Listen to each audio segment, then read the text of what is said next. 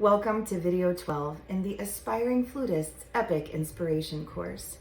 The reason I am dedicating an entire video in this series to dynamics and tapers is because they are about so much more than just playing louder or softer. Dynamics are an integral part of any composer's musical language, and as performers, we flutists need to train ourselves to convey that language to the best of our ability. When we practice and perform a piece of music, we are essentially co-creating with the composer, bringing their artistic vision to life.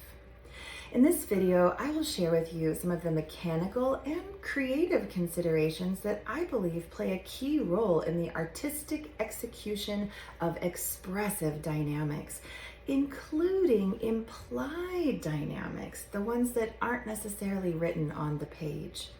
We'll also spend some quality time looking at how flute tapers are both simpler and more challenging than you might have thought previously.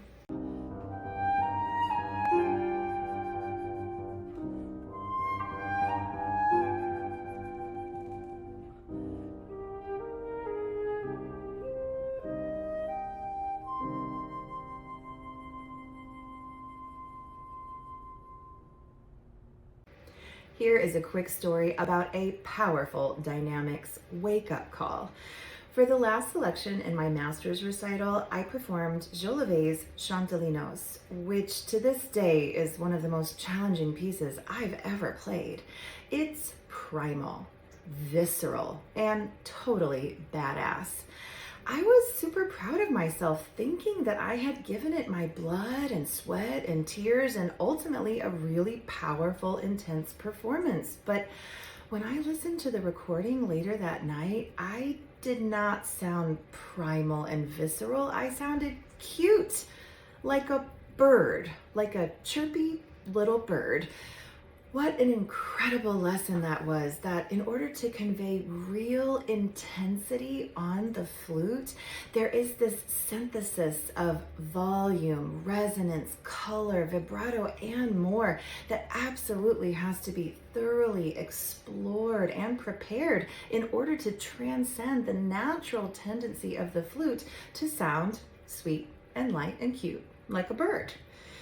For the rest of this video, we'll be talking about transcending the mechanics of our instrument and bringing together so much more than just volume considerations on their own in order to showcase emotion and deliver expressive, dynamic performances.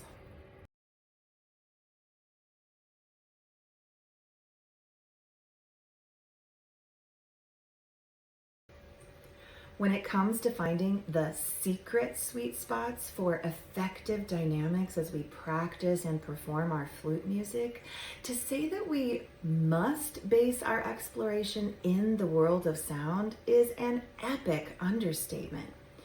For bold forte dynamics, in order to find your most resonant, fill up the room with gorgeous vibrations type of sound, I'd like to recommend something that really works for me. I imagine sound as light. Think about it for a sec.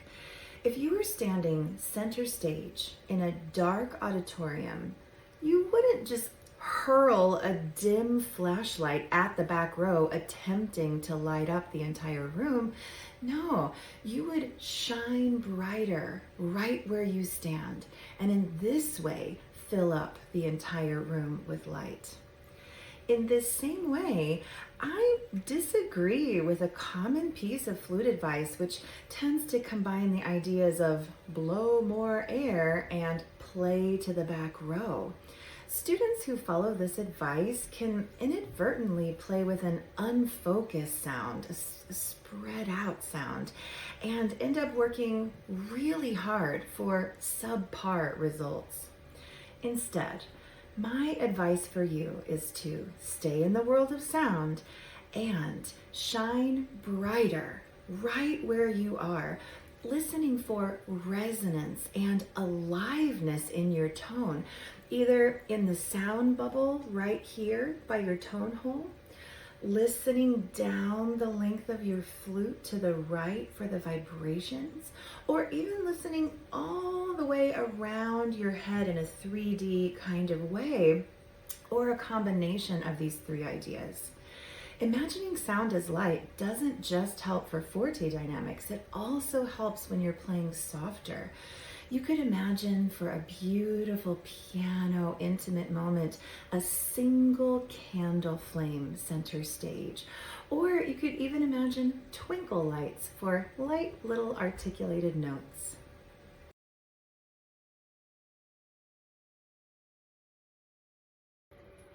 Let's look at this example from one of my favorite lyrical flute pieces called Legend by Joachim Andersen. I'd like to show you 3 different ways to explore finding not only more volume, but also more depth and resonance in your tone as you explore the best ways to fill up the room with sound. Imagining sound as light throughout the process can be inspiring and help you to listen well. For the first pitch you see in the example on the left of the screen, the forte high E flat tie, you can start with a harmonic check-in. Using a low A flat fingering, you could study the sound and really focus on the lower voice that you hear in the harmonic.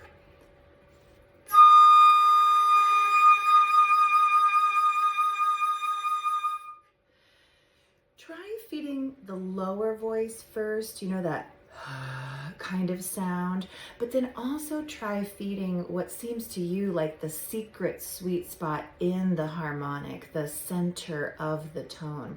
Also, don't be afraid of using vibrato when you're studying harmonics. I think it can help you explore even more the possibilities for forte dynamics and more resonance. The second experiment you could explore utilizes what I call a trill energizer. We're going to stick with harmonic fingerings and trill an A flat fingered E flat to a B flat fingered F.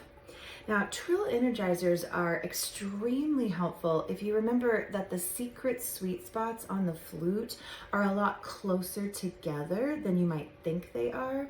The secret sweet spot listening-based harmonic trill keeps your listening and your air focused rather than just spreading out your airstream in a random way. So for both the harmonic check-in and also the trill energizer, sometimes I think of them as harmonic blowouts. You know, like you get your hair blown out, you can blow out the harmonic to its fullest version. But I love that when you do this experiment with harmonic fingerings, you're not going to go too far like you would with the regular fingering. So here's the trill energizer.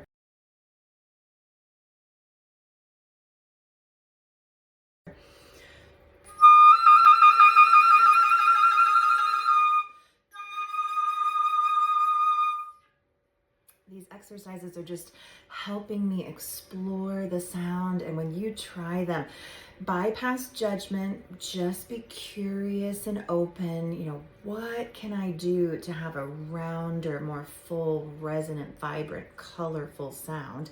And we're going to apply it back to the sample passage in just a moment. The third experiment that could be helpful for this passage is the drop spot exercise. Because the high B flat is past the range in which harmonic check-ins tend to be beneficial, you can finger the high B flat as usual, but play with such a loose, open approach that the pitch comes out lower with that Coke bottle type sound.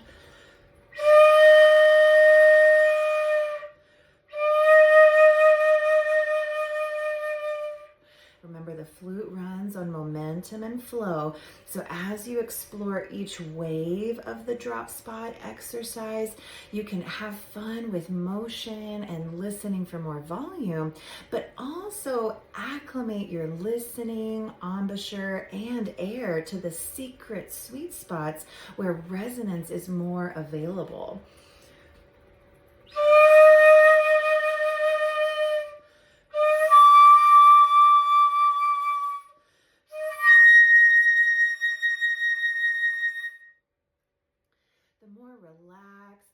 comfortable and non-judgmental you are, the more curious you are, open-minded, the more you'll discover new things as you engage in the drop spot exercise.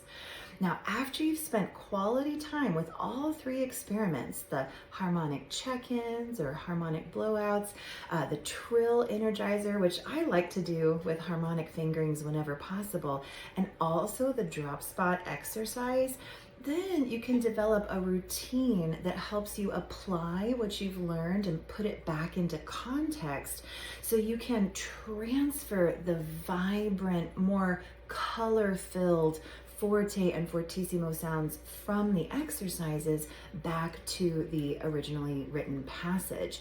So harmonic check-in, then try your E flat, then trill energizer, then back to your E flat, then a few waves of the drop spot exercise.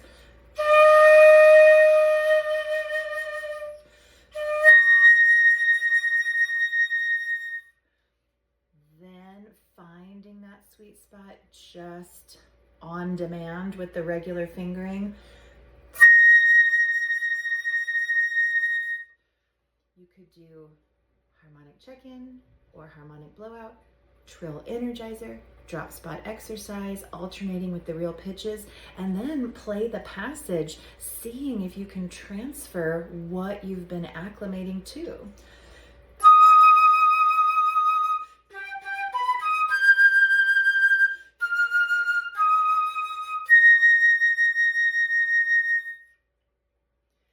Now, just like with any little mini practice routine or experiment or technique or practice game, that was just the first round of countless trips around the practice potter's wheel, hopefully walking around the room, maybe closing your eyes, staying in the world of sound and feeling, of course, and not judging your results, just exploring.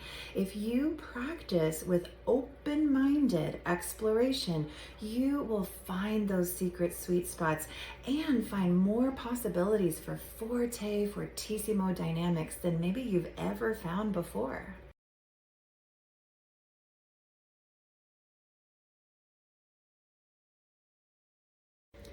The flute so often runs on opposites, and this is especially true when it comes to dynamics.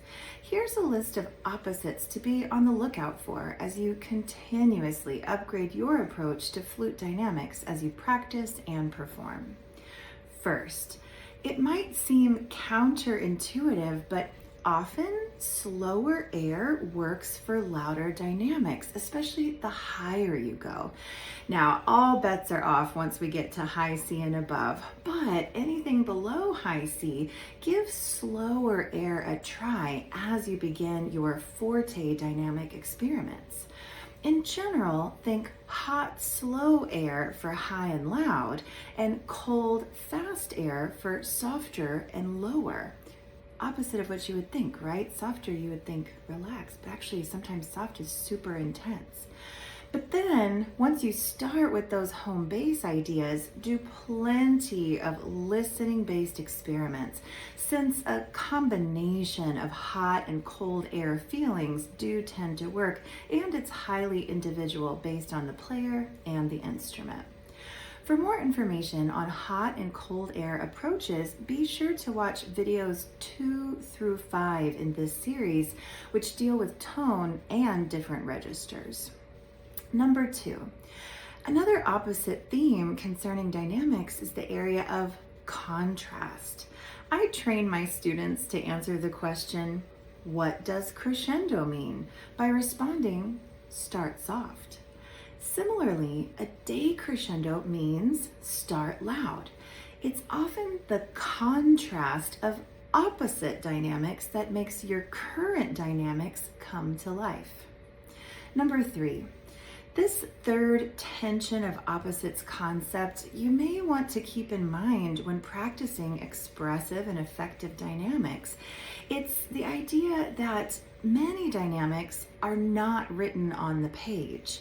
If you see a composer indication of forte or piano, but then play everything in that section as a simply loud or simply soft volume, you are not really playing dynamically. Staying the exact same volume is the very definition of static or fixed and can be kind of boring. Instead of black and white thinking or literal interpretations of written dynamics, consider dynamic markings contextual. The rise and fall, curvy shapes, and phrasing that sounds like real life singing should take place in the context of the last composer written dynamic.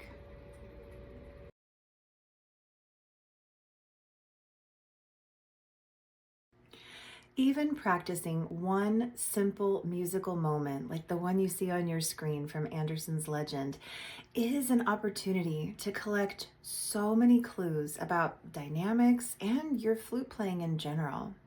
Practicing this crescendo involves so many areas of exploration. That's why you can collect so many different clues. It's important to explore first how to set up a good contrast.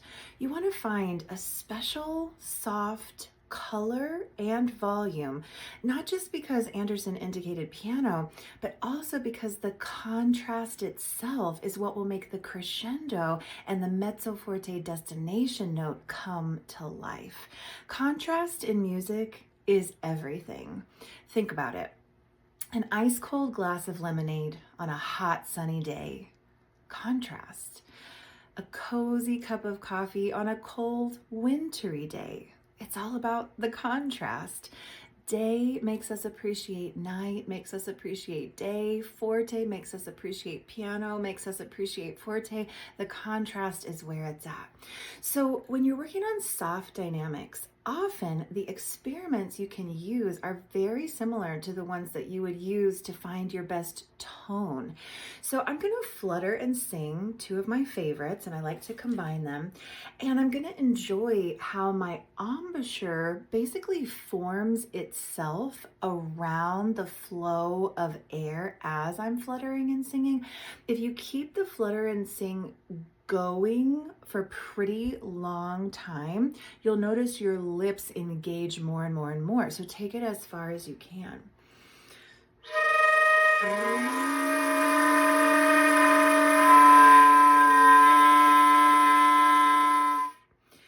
Then when I have a feeling in my embouchure and of course the sound of the vibrations woken up, I'm going to play as written without the flutter and sing, but I'm still going to be in experiment mode. I'm going to fluctuate the volume, just always searching for the sweet spot, but never being in a hurry, never being judgy. Always want to be curious, not judgmental. So flutter and sing.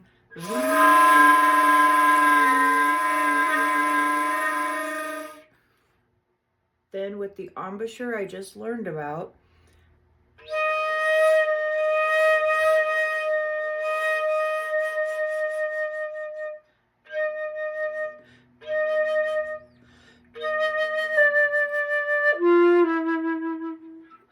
since that felt like a pretty clear tone with a soft volume and color, I'm going to move on to the second part of my experiments. And that is finding a gorgeous, resonant, extroverted sound for the mezzo forte A flat. Again, fluttering and singing, but this time even more interested in expansion, not contraction of any kind, but just opening up.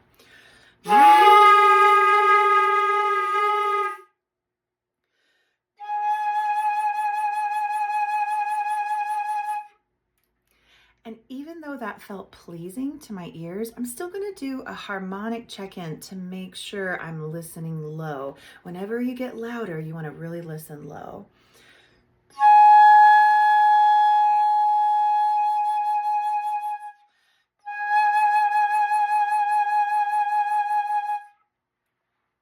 I liked that A flat even more than the one I did after I fluttered and sang.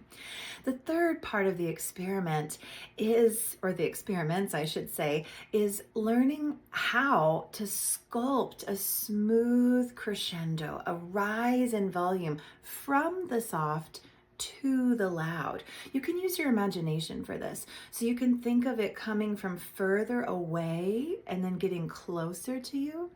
Or you could think of it starting small and then opening up. Sky is the limit for any imagination hooks that help you create the illusion of a big dynamic change.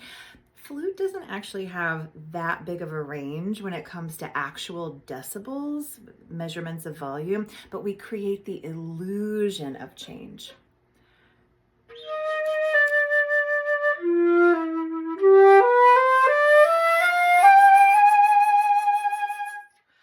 And oh, there are so many experiments ahead to smooth out the air path, to work out my breathing, but you can see the 3 steps. Establish the contrast, establish the destination, and then discover the in-betweens.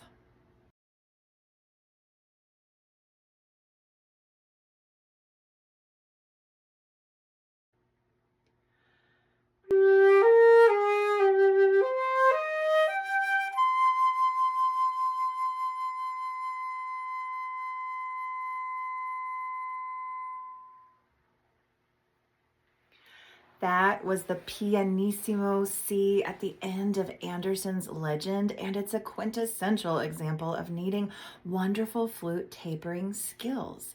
I'm going to give you a list of things that are great components to include in your practice of tapering, but keep in mind that it's very listy, and when you're playing an actual taper, you don't have any time to think about the list. You want to practice all these components until they come together, synthesized, so that it's one effortless idea. Now I say effortless, but keep in mind the whole sfumato thing, tension of opposites. You want it to seem effortless, you want the concept to be effortless, but then it does take kind of a lot of effort on the part of your lips, your focus, your ears. You have to care a lot to make tapers work. So the first thing is, don't re-ring the bell. Only one airstream. Imagine if I rung a bell and it went boing. That would be one strange bell. Once you've started the taper, you must finish it. Don't refeed your flute with a separate airstream.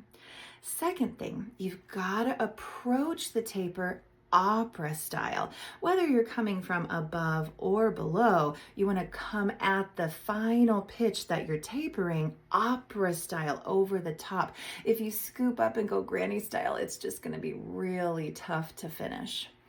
Let harmonics teach you the embouchure, pitch, color, air pressure, and more. Now, I love the teeter-totter exercise in Helen Blackburn's Super Duper Zen Yoga Warm-Up packet, and I'll link that below. The teeter-totter exercise definitely teaches you the feeling that your lips need to get very comfy with in order to execute artistic tapers.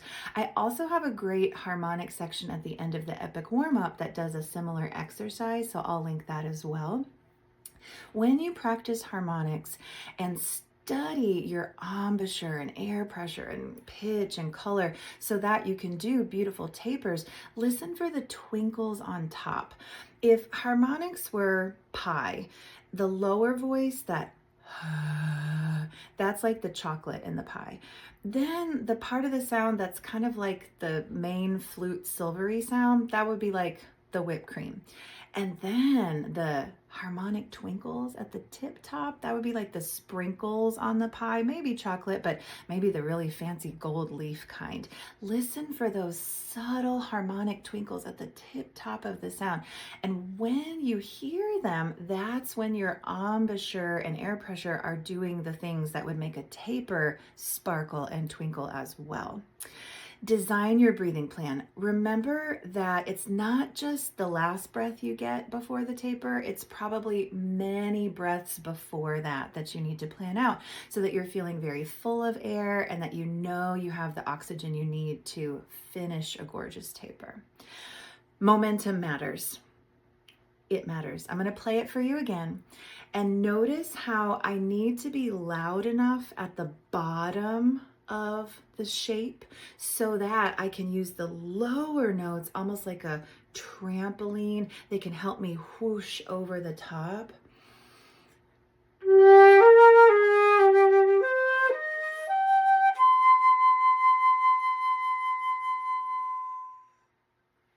Now, going straight from talking into demonstrating for you this time, I did not have the breathing plan that I had for the first one.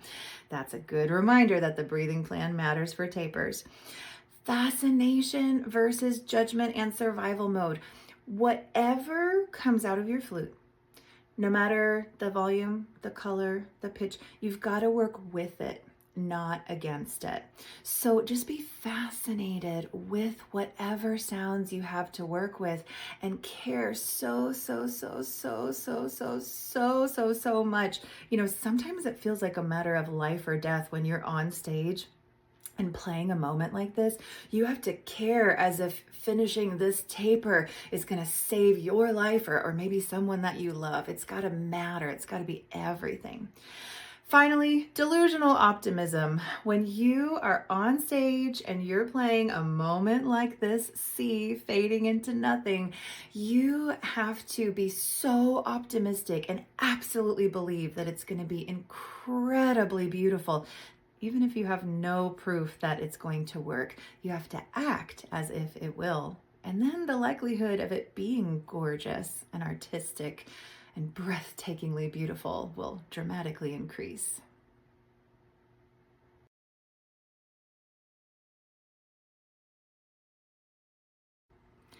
If you watched the video on middle register in this course, you know, the middle register that I don't believe in, you heard me tell the story of attempting to play a super passionate Daphnis and Chloe in an audition, but because I had not prepared the full dynamic range or infused my practice with the drama that Daphnis and Chloe definitely deserves, when I tried to do it that day, my pitch went rogue. The C sharps went wild.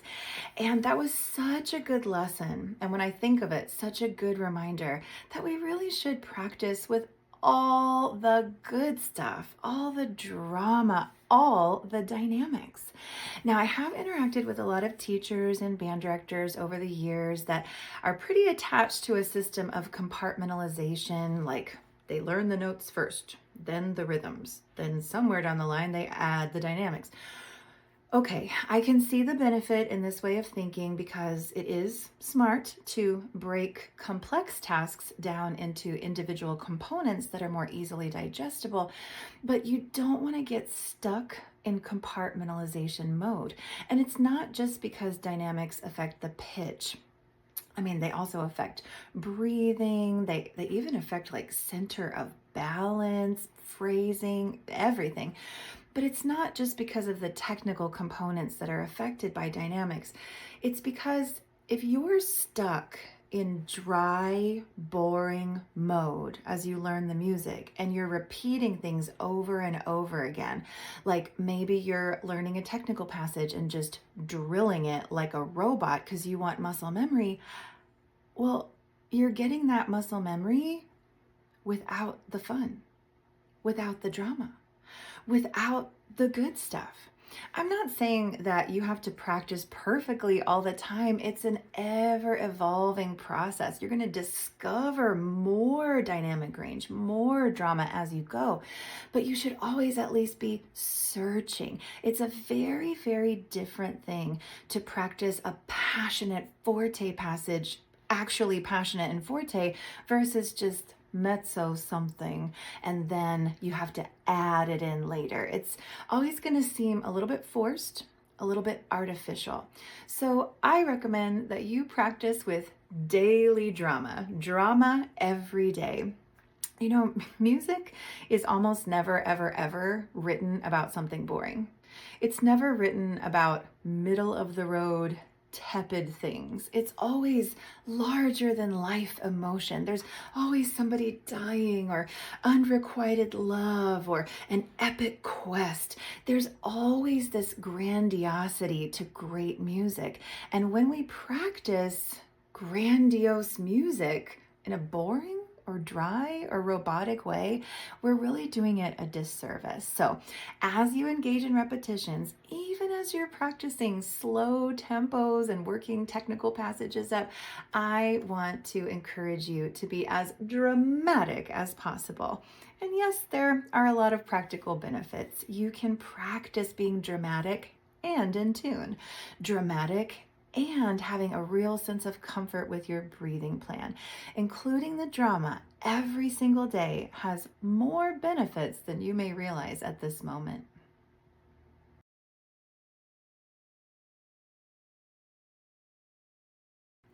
I'm going to deliver this perfectionist trap alert as kindly and gently as possible. It is very unlikely, if you are an uptight practicer, that you also have a great dynamic range. If you are a black and white thinker or too literal, it's time to loosen up. Use your creativity. Of course, we need to start by honoring and respecting the dynamic indications that the composer has included in our part.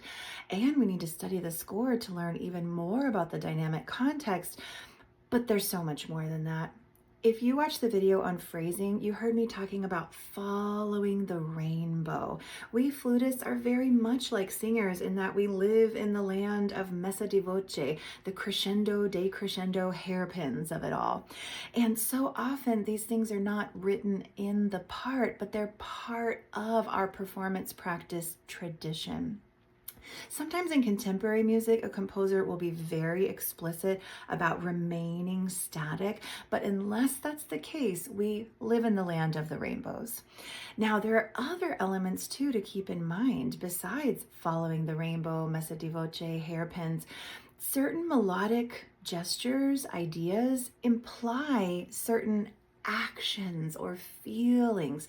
For instance, in this passage from Anderson's Legend, these descending chromatics that are soft and lyrical and low, they do sound like sighing or melting. And if we had a different passage where the descending chromatic was maybe tongued, high, loud, it might signify laughter. It is important for us to include the implied dynamics and to learn about them from listening to wonderful flutists and other musicians interpret either our same piece or other pieces in the same genre or by the same composer. Always be learning and looking for more than just the black and white thinking version of dynamics. You'll notice when I play this passage with the descending chromatics, the sighing, the melting, not only am I following the rainbow, I'm also including a sfumato-like element, a tension of opposites idea. You know, the flute, one of its idiosyncrasies is that when we descend down to the low register, we naturally get softer. So we actually have to add a crescendo just to stay the same. So I'm going to be, one, following the rainbow, but two, tension of opposites, I'm going to be playing around with this idea of adding the crescendo on my way down. And three, just enjoying the sigh and the melt.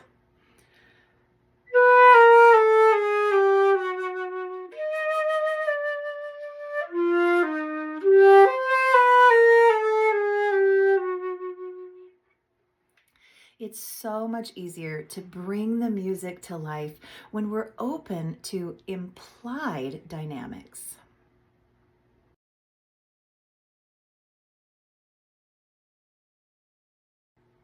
One of the best ways to be radically flexible as you practice your flute dynamics is to use your imagination. To give you a few ideas how you might do that, here's a passage from my first book, The Aspiring Flutist's Practice Companion. Forte is not just a volume, it's an attitude. Perhaps more than any other fundamental skill, dynamics can bring your musical interpretations to life. Use the imaginative spectrums below to find some new ideas for practicing dynamics. Remember that tone, intonation, and dynamics must work together to create sounds that communicate character in your music. For pianissimo to piano, you could think of it as fragile, shy. Pretend you're a mouse or a quiet librarian. Think of a single candle flame or maybe ethereal pixie dust. For piano to mezzo piano, you could think delicate, gentle. Pretend you're a cat walking on velvet paws. You could imagine a massage therapist in the way that you go about sculpting your phrases. You could think of a flashlight or just a breeze. Mezzo forte to forte is present, confident. You could imagine you are a big dog or a leader or a speaker or a lamp or the wind in the trees. Forte to fortissimo could be intense, bold, brave. You could be the lion or the superhero. You could be a floodlight or you could be the storm. These are just a few ideas. And in the next section, I'm going to describe to you a really helpful PDF that you can download that's got way more expressive adjectives than these. I just want to encourage you, as I have been this whole video, to use your imagination, be creative, be radically flexible, do not be uptight, do not be too literal, and bring those dynamics to life to the best of your ability using every resource you have. A forte played with love sounds very different from a forte played with fear. And a piano played with love sounds very different from a nervous, anxious piano.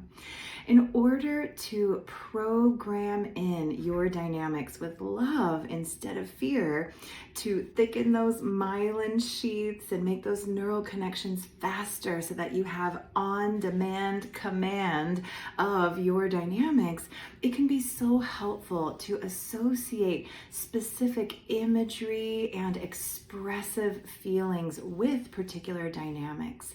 I've created a PDF that you can download that can help you prompt your imagination and connect with the feelings that you feel are in the piece. Now, do your research about the composer and their intentions for the piece, but also you are allowed to free associate, and you can use imagery and expressive feelings that make sense to you and help you play your best. On this expressive adjectives sheet, there are different categories.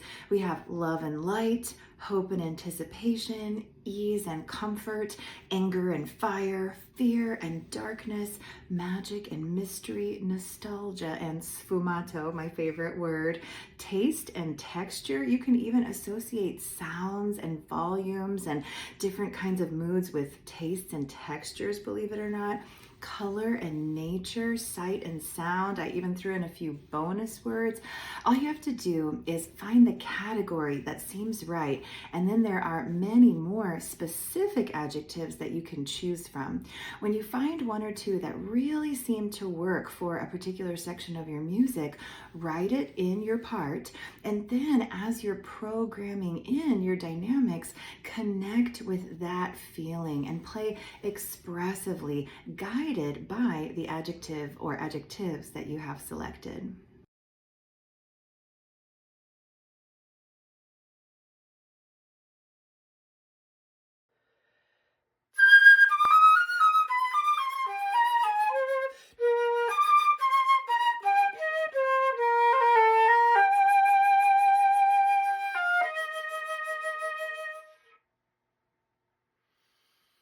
You know, there are flutists that worry so much about tone and intonation that they never play their hearts out. Conversely, there are a lot of flutists that play their hearts out all the time and don't think enough about tone and intonation. To wrap up this video on dynamics, I want to discuss the difference between busy brain and just being thoughtful. So sometimes when I'm teaching students about this busy brain to sing along surrender spectrum, they are resistant. Like, she doesn't even want us to use our minds at all. I'm not supposed to think? How am I supposed to be a good flute player and not think? There are all these details to deal with. Let me clarify.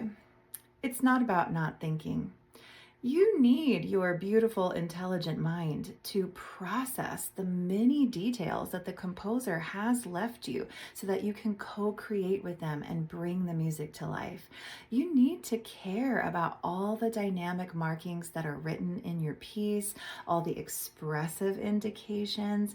And by the way, it's essential to play with a gorgeous tone and beautiful intonation, because if you're playing with a weird tone, or with really out of whack intonation, the dynamics aren't going to be as effective. So how do you go about this in a way that I wouldn't call busy brain? To me, being mindful and thoughtful when you practice is a completely different concept than busy brain. If I'm reading about the composer, reading about the piece, listening to great performances of the piece I'm studying or other pieces, studying the score, making notes even about the structure of the piece dynamically, like where is the most exciting point? Where is the softest, most tender point? That is being mindful, being thoughtful. That is caring. That is using your intelligence in service of your art and of the art that the composer gave you. Busy brain to me is very specific. It's when you're playing your flute and you're keeping track of a list in your head, especially if it's like a to-do list, and it's when you're worried or fearful, or you're thinking of advice you've gotten, or how people are judging you, or blah, blah, blah, blah, blah, blah, all that busy brain stuff in your head. That's anything but the world of sound. The reason I talk about sing-along surrender being a worthy goal, clearing your mind and moving toward that flow state in which emotions and air, sound and passion, and all the details flow from you with ease and command and confidence. The reason I talk about that being a worthy goal is because you really can feel the difference when a musician is playing music for an audience and they're just stuck in their head and they're not even listening to the performance themselves, versus a musician who is all in and just ready to share. So you can be mindful and thoughtful in your practice, but you want to do all the experiments and engage in intentional myelination, thickening those myelin sheaths, because the thicker the myelin, the faster the connection, building that muscle memory. You want to do all of that practice so that everything that you want for your performance is internalized. It's a part of you. Using your imagination, using expressive adjectives, being creative in the way you practice with harmonics, experiments, really going to the extreme so that the contrast is larger than life. Oh, by the way, I've got to remind you about stage makeup. When actors, maybe in a play, Shakespeare in the Park is coming to mind, have stage makeup on, it's so thick and over the top if you were to be standing right in front of them. But in the back row, they just seem like a normal person. When you play a forte with everything you've got, like 1/100th of it actually makes it into the audience. So you have to give it your entire mind, heart, and soul just to make it sound like you're even acknowledging the forte dynamic. Conversely, if you think you're playing soft, it's going to come across as kind of mezzo something unless you go to the extreme. So you want to practice all these thoughtful, mindful, intentional things until they're internalized, because in the moment of performance, the world of sound, and really the worlds of sound and feeling combined, are the only place in which you can be present in this moment, here, now, the music you're playing right now, so that you can listen and sculpt your phrases with their highs, their lows, their fortes, their pianos, and every dynamic in between. The only way you can sculpt those beautiful dynamics and all the beautiful sounds you're making is if you're listening and connected to your body. Having a to-do list is not conducive to those things. So it's very much like jumping out of a plane or running a race or being an acrobat or a dancer.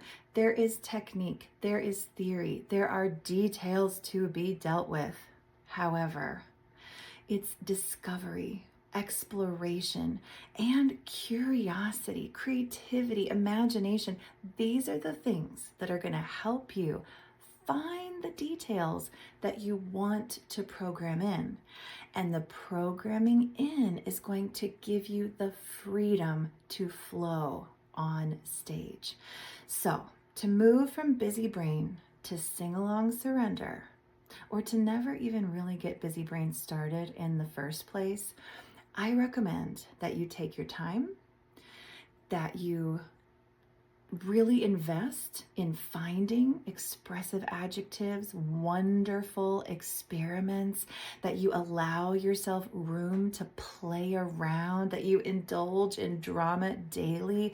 I recommend that you do all of these things so that you can come to life with the music on stage and treat your audience to the absolute best version of what you think the composer intended, and really what you and the composer are co-creating together in real time.